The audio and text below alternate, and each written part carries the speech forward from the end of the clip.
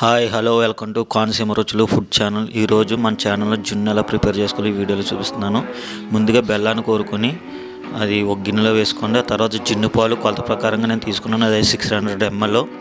600 mlకి 1200 ml normal పాలు కలుపుకున్నాను. అంటే 600 ml జున్ను పాలు, 1200 ml నార్మల్ పాలు కలుపుకొని బెల్లం అంతా కరిగిన తర్వాత ఇలాగ వడకపెట్టుకున్నాను. వడపెట్టుకున్న తర్వాత ఇందులో మిరియాలు, యాలకుల పొడి, కొద్దిగా పంచదార వేసి పట్టుకొని కలుపుకున్నాను, మిక్స్ చేసుకుని ఇప్పుడు మనకి ఏ బౌల్లోకి అయితే కావాలో ఆయా బౌల్లోకి సర్దేసుకున్న తర్వాత ఇలాగ ఒక పాత్ర తీసుకొని లోతైన పాత్రలో కొంచెం వాటర్ వేసుకుని మీరు సర్ది పెట్టుకున్న గిన్నెలు ఉన్నాయి కదా ఆ పాత్రలో మామూలుగా ఇలా ఉంచుకొని చూసుకోండి. ఎక్కువ నీరు వేయద్దు, మళ్ళీ నీరు ఎక్కువ అయితే పొంగిపోతుంది.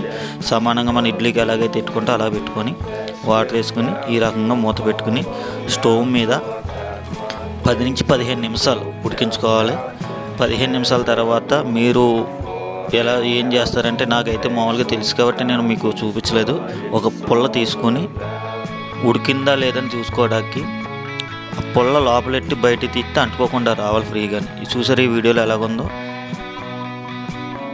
ఈ విధంగా చేస్తే జున్ను అనేది రెడీ అయిపోద్ది మనకి.